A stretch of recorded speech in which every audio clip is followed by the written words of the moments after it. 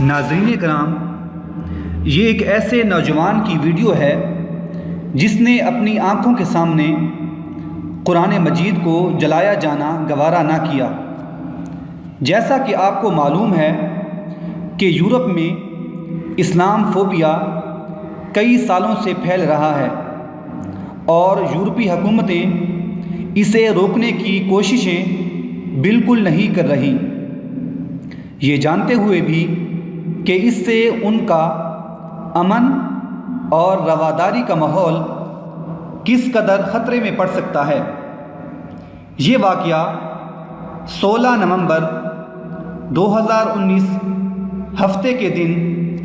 Norway میں ہوا ہے، جہاں ایک اسلام مخالف NGO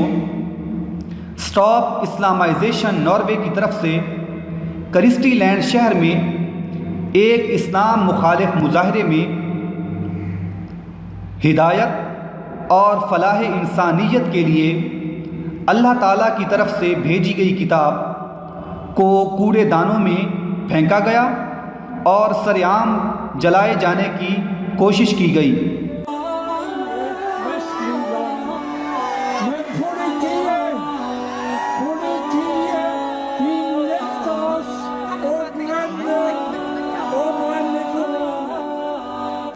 اگرچہ قرآن مجید جلانے کا باقاعدہ طور پر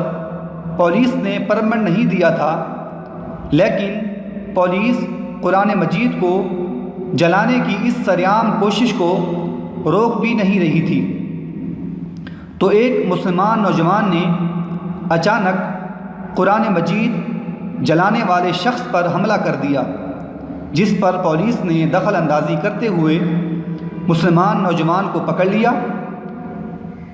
قرآن مجید جلانے کی اس سرگرمی کے خلاف ترک وزارت خارجہ نے باقاعدہ طور پر ناروے حکومت سے احتجاج کیا ہے